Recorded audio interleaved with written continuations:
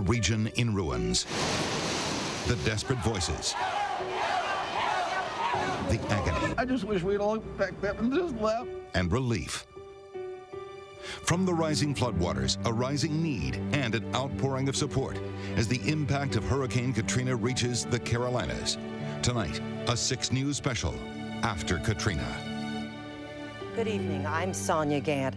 They are the pictures of unbelievable devastation, as hard to watch as it is to turn away. Humanity at its best and worst. Desperation in deteriorating conditions. These are the newest images that we're seeing from New Orleans, where the rescue effort has shifted from the Superdome to the Convention Center. A fleet of air-conditioned buses arrived this morning to take away some of the 25,000 people who are there.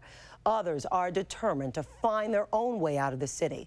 Thousands are lining up along Interstate 10, hoping someone will stop and take them anywhere away from New Orleans and the floods. The Army Corps of Engineers says it will take up to 80 days before all of the standing water can be pumped out of the city. Today, giant sandbags were dropped from military helicopters as part of the effort to fix one of the broken levees along Lake Pontchartrain. The impact of Hurricane Katrina is increasingly being felt here in the Carolinas by the families who have taken in evacuees, at the gas pump, and in the growing number of people determined to help those in need.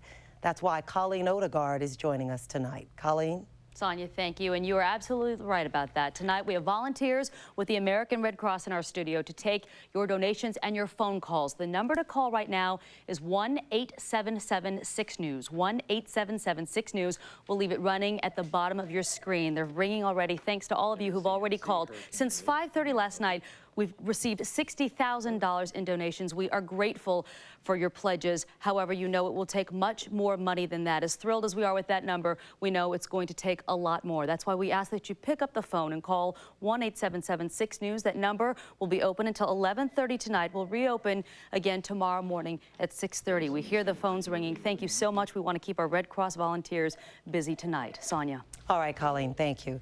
6 News meteorologist Brad Panovich has been in Louisiana since Hurricane Katrina came ashore. He is joining us live tonight from Baton Rouge. Brad, how are you? I'm doing great, Sonia. It's getting a lot better up here. It's still kind of busy, but we're still thinking about all those folks still down in New Orleans. Living on the water is a dream for many people in Slidell, but those prime real estate dreams turn into a literal nightmare with Katrina. Among all this destruction and in stark contrast to the looters in New Orleans, street hot, shoe broke, street hot. You have people like Jacqueline Wallace. Sweeping up the street, sweeping away some of the broken glass so don't nobody get on busted tire. Jacqueline sure keeps all this in perspective. I have a new appreciation for homeless people. You know, it's just the fact that we as a society, we take so many things for granted, and then when you get to the point that you actually don't have it no more, it makes you stop and think of how many things you actually took for granted. Many are just now surveying the damage. I mean, when they say catastrophic, total devastation, it's catastrophic, total devastation. I mean, it's, you know, the walls in my house are gone. You could go through the back apartment, you could go through the next apartment, all the way back to the canal. Even with Guy's apartment destroyed, he says he's got it better than most. It's not bad compared to what everybody else is going through right now. I tell you, we're really fortunate. Cool. Good. And unbelievably, with all that destruction, those people were able to make do over on the North Shore. And really, that area was actually hit harder than New Orleans, believe it or not. They had a storm surge in Slidell of about 15 feet, and on the Gulf Coast, it was closer to 25 feet. So as much water as there is in the city of New Orleans, those areas got hit with a huge wave of storm surge, and then it went back out. The only good news is it didn't stick around like the water currently down in New Orleans. Brad, we want to tell people who don't know, you are down there actually helping out one of our sister stations. You've been there since Katrina started. I know you've been working almost 18, 20-hour shifts. Recently, I understand you had a day off, and it was really not your typical day off, I guess you'd say. Yeah, you know, I really didn't know what I was getting myself into at first, but it ended up being kind of a therapeutic day. After working since Saturday night, pretty much nonstop, I had a day off yesterday, and I was able to go to Mandeville and Covington, just north of Lake Pontchartrain, where two of my friends who work here now, they're both in the production department, and we checked on their houses. And as we drove in, there was so much damage, they were getting really nervous. They hadn't seen their house yet. And the first house we went to was Ron Griswold's house, and his house was okay. We still had to clean out his refrigerator, which was just completely nasty. We talked to his neighbors for a while, and then we went to my friend Pat's house.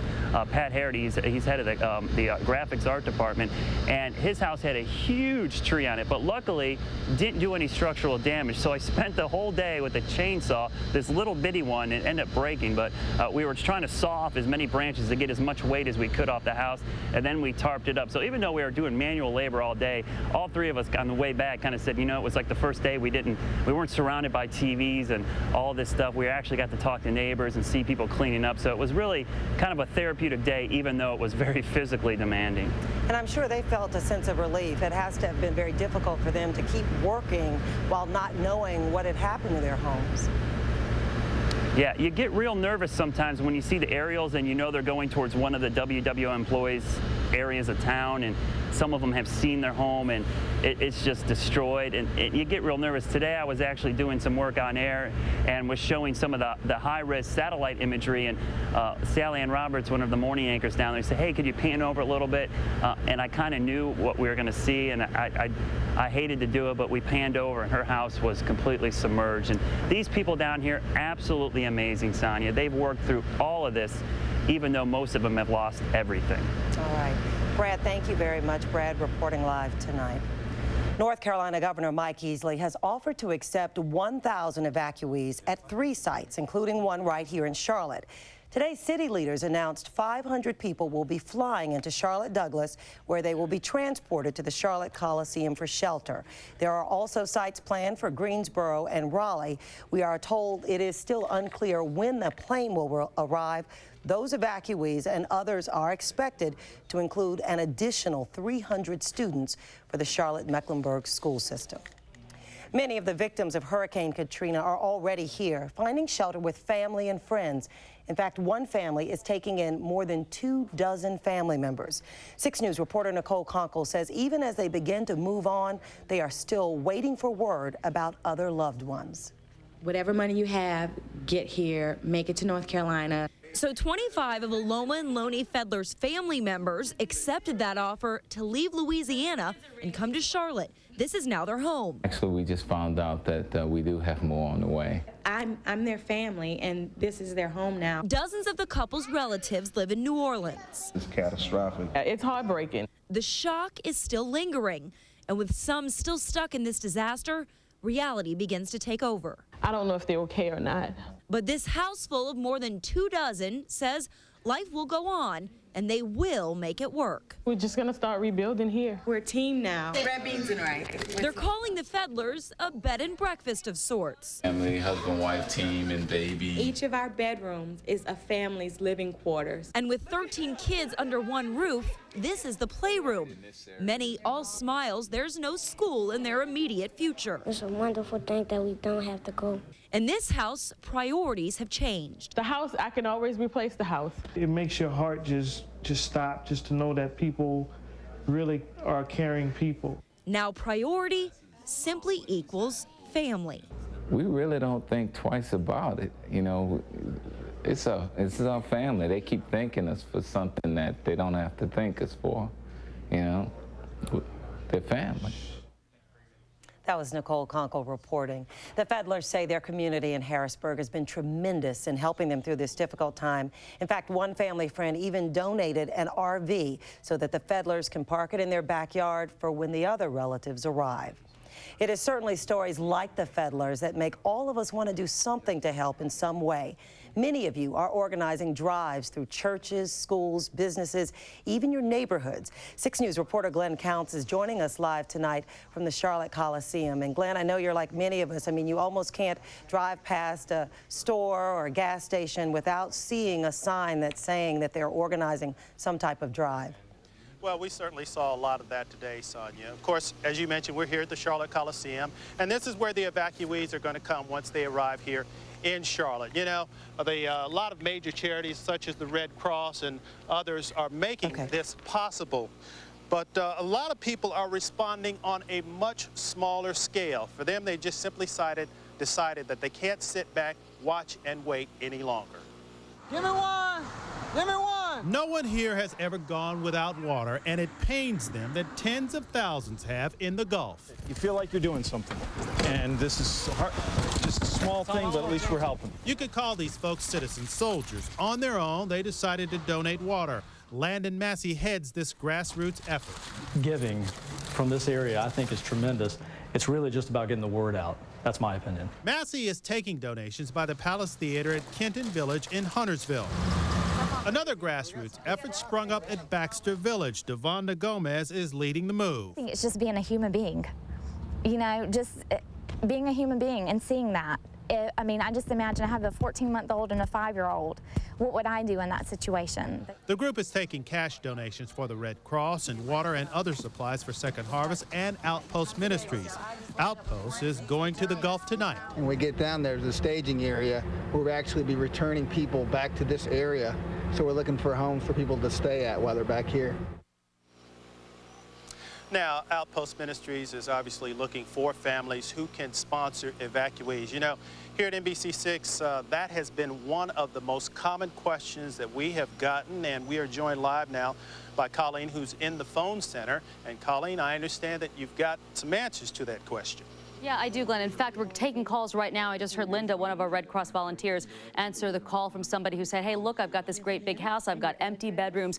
I can take the tired, the homeless, the weary. The problem is the Red Cross says it can't take the offers from a family. It has to be with a church or a ministry. And if you're not a member of a faith-based organization, the Red Cross is coming out with a list of other organizations that will work with you if you would like to take people into your home. They will release that list on Monday. They're sort of expanding the criteria, if you will. We will be broadcasting that on 6 News on Monday. When we get that information, you can also get it by calling the Red Cross. The other thing that people are calling, saying, hey, I've got a big truck. I'll drive down to there. I'll bring provisions to these people. Not a good idea, and here's why. Take a look. You can see the area, of course, is still dangerous, difficult to make your way through. The best way that you can help is to make a monetary donation, and we are making that so easy for you right now. All you have to do is call 1-877-6-NEWS, 1-877-6-NEWS. That is the number to call to make that donation. Now, for all of us, there is one image, one Katrina scene, one photograph in our minds that will stay with us forever. Some of you may be losing sleep, feeling sad all day, crying a lot, and parents wonder what the TV coverage is doing to their children. 6 News reporter Maria Catula asked a social worker what's normal. The aftershock or aftermath of what's happened. The city of New Orleans is virtually gone. They are pictures so difficult to look at, yet we cannot turn away. Most of it is actually people wanting to see things that are hopeful, things that are changed, that shows that people are out or escaping or being helped. Clinical social worker Larry Schulman says kids will have one big question they may be afraid to ask. It's kind of the 9/11 one. Is it going to happen here? Schulman says address kids' fears with honesty. The infrastructure is very different than North Carolina. Of course, we live in Charlotte, which is not a hurricane city, yet by legend, for these kids it's legend, have had Hugo where there is devastation and certain fears of could that happen here. And if something would happen like this here, our resources would move very quickly. While some newscasts do not screen graphic video, the violent aspects of it are just way too much for many. Bands of people and shooting at helicopters and looting in the streets. And what about adults when one certain scene has us breaking into tears? Those are normal reactions to an extraordinary situation. And it would be normal to have some sleep disturbance, appetite disturbance. For adults and kids, Schulman says the remedy is the same. Get involved in a relief effort. That is the place where children will thrive the most, which is in good deeds. The story is doubly emotional for social worker Larry Schulman. He lived in New Orleans for 9 years and his family there who had to flee. He advises parents to not let young children watch dead bodies and the body bags on TV. And we have a policy here at 6 News to not show certain graphic video such as that. Again, we ask you to call 1-877-6-NEWS, 1-877-6-NEWS. Sonia. All right, Colleen. Colleen talked about the psychological effects of Katrina. For news crews covering this story, it is a daily battle. 6 News sent 3 photojournalists to Louisiana to help our sister station, WWL, continue getting information out to the people of New Orleans. Tonight, an insider look at life after Katrina from photographer Bob Van Tighem. I am by nature a people watcher, which in this situation is very difficult. I have not been on the front lines of the disaster, but sitting behind the scenes at a temporary home for WWL TV has been heart-wrenching. Everyone here has a story to tell, which is ironic because these are all people in the business of telling stories. But this story is about a news staff at a station without a home. Do they have a procedure for people lining up? How do they know who to take, who's been there the longest? Most of the WWL staff started working long hours 2 days before the storm hit. They lived through and told stories all through the storm. And when the winds and the rain died down, they continued doing their job. Some thought they had been spared the worst, but then the levees began to breach. More long days, and they continued to work. Yesterday, these are people that did not leave the city, obviously. They were trying to get out and could not get out. Now they're just stuck on the interstate. It is one of the highest points in the city. They cannot. The city of New Orleans began to evacuate, and they continued to work. For me, my little brother's in a wheelchair. My mom and I, he's with my mom and dad. He's split there in Houston. They're okay. Most everyone at WWL has lost everything. But here they are, working in Baton Rouge, because WWL's building, and most of New Orleans, is underwater. Some, like the weatherman, have managed to get back to the home to check on damage. Everything is just rearranged. Everything is just moved around in the water. You can see that. Wow. The lamp is still on the table. It's not broken, but the table is shifted. It was clear from the start that WWL was going to need help. Our parent company, Belo Corporation, started sending people like me to Louisiana to pitch in and keep the station broadcasting. But even then, the WWL staff kept working. Everywhere you turn down here, there's a story to tell. I tell stories for a living, and the story of these people at WWL is one that I'll always remember. I don't know. My parents planted water on the side. No sleep. That was photographer Bob Van Tighem. Our photographers are all keeping journals about their experiences. You can read them online at wcnc.com. The impact of Hurricane Katrina on the Carolinas goes beyond the emotional toll. It's also hitting you in the wallet if you drive. But gas is not the only thing that we're about to pay more for. Here's 6 News reporter John Romero. The buzz at the coffee warehouse. It's serious, and we're concerned. No news is bad news from New Orleans. Can't get to the warehouse to find out if the coffee is damaged. New Orleans, it turns out, is the #2 import point for coffee beans. Hit the supply means a spike in prices, according to local roaster Coffee Works. We think prices will go up. It's painful to the consumer. It's painful for us to hear the complaints from the consumer. That's real bad. Paying $3 a gallon is always going to stink when you have a lawn business. But here's what's new. Marshall Sloan has to add $5 to $10 on to every job.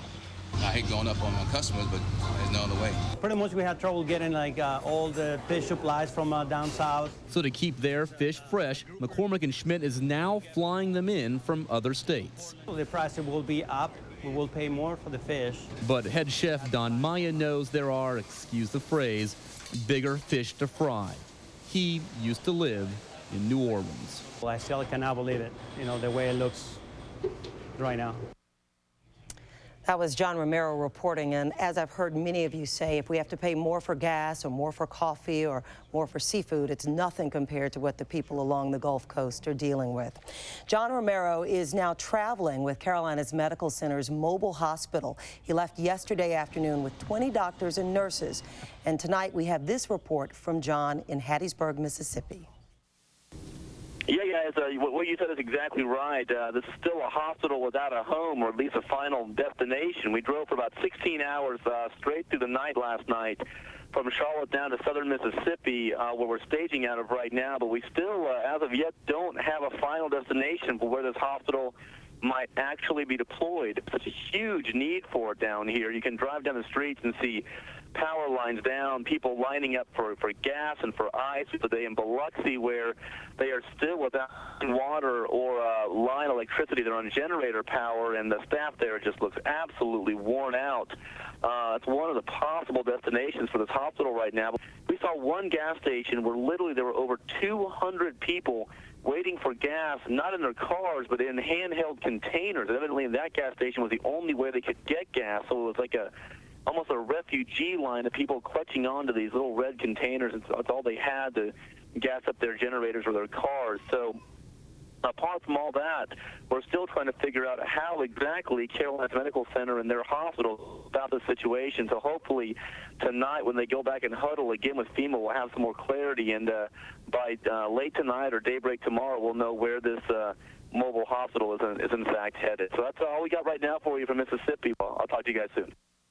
John, of course, is going to stay with that hospital. They are able to open out and to provide literally 120 beds. Certainly the CMC staff ready to get to work. And Colleen, we know that as soon as they do, it will be help that is much needed. Let's check in with you now over at the call center. Sounds like the phones are ringing. Sonia, they haven't. Since we went on the air at 8 o'clock, they haven't stopped ringing. Our volunteers have been busy the whole time, thanks to everybody who's calling and pledging. You know, earlier in this broadcast, I said that we all sort of have one picture, one image that really stands out in our minds. For me, it's the pictures of the babies. You know, I'm a mother of 2 small children. When I see those kids, it is truly unimaginable, unthinkable. The Dallas Morning News has sent us some pictures we're going to show you right now. Frames of film that speak 1,000 words. Have a look.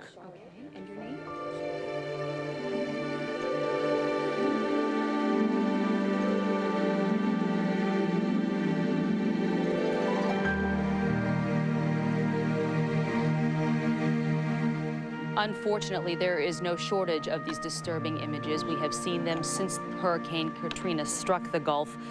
Again, this is why we have our volunteers here from the American Red Cross. I'm joined now by Phil Harris from Light 102.9, who can be heard on that radio station from 10 to 3. We are delighted to have paired up with our radio partners at Clear Channel. Phil, tell us a little bit about what Light 102.9's been doing. Well, we, along with our sister stations, have been getting the word out all week long that you can make donations at area Harris Teeter stores right there at the checkout. Very easy to do.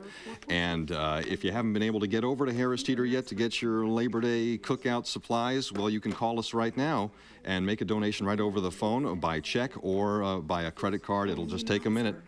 Absolutely. And again, you're talking about these right here, right when you check out at Harris Teeter. That's right. These are here, and they'll just scan them and add to your grocery bill. That's right. It can be $1 or $5, and here it can be any amount. We've been getting people calling with $10, $15 donations, hundreds of dollars. Every bit helps. It's touching to see the generosity, isn't it? It really is. And I know that a lot of people are calling and donating, people who might not have a lot themselves, correct? That's right. But, you know, something we learned from 9/11 is that we as Americans come together and reach out to one another in these great times of need, and this is one of those times again, unfortunately.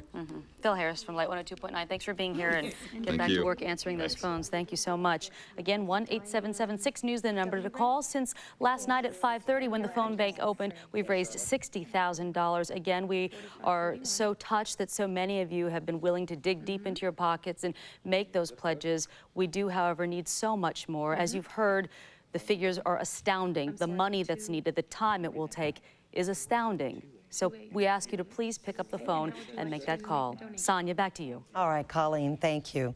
Sometimes it seems that there is no hope among the images that we are seeing, but one of the families that we've introduced you to this week really shared some good news with us, and we want to pass it along to you.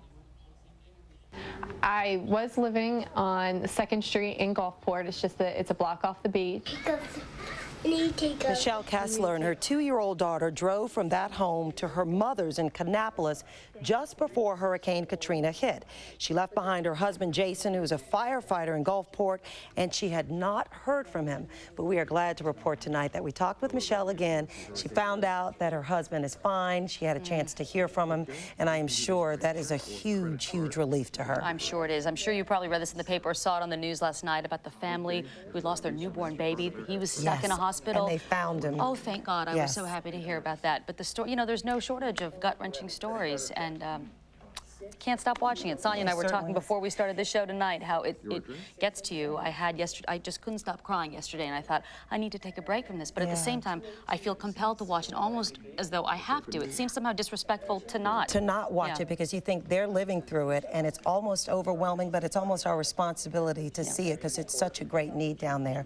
We're going to check back in with Brad Panovich. He's been with us throughout the half hour, and Brad has been in Louisiana all week long. And Brad, certainly, hopefully, we keep hearing that things are better today. Thousands were moved out of the convention center. Are you seeing a change? Yeah, there is a definitely shift in the mood, Sonia, because I think today for the first time, many people, instead of things getting worse every day, today things kind of leveled off and got a little bit better. And I think it's the first sign that people say maybe things will be okay.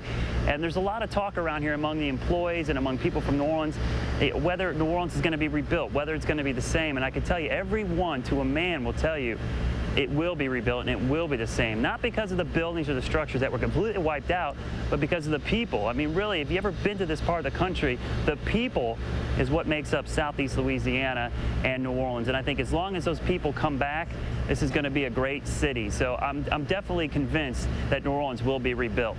Sonia? You know what, Brad, that's so interesting to hear, because I've talked to so many people who said, would I want to go back and live there? And that's easy for us to say because it was not our home. But what I hear you saying is people really do want to come back.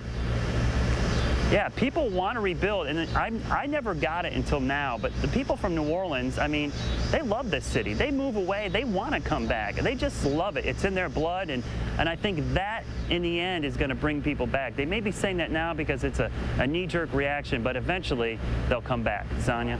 Brad, thank you very much. That's what made it the vibrant city that it was. We leave you now with a look at life after Katrina. Okay, how much would you like to?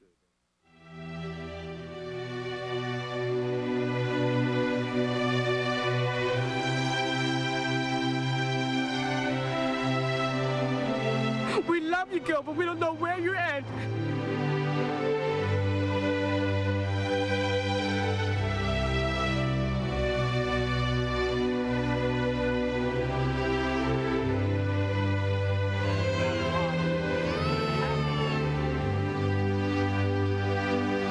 If I had 5 rescuers, there seems to be 50,000 people that need rescued.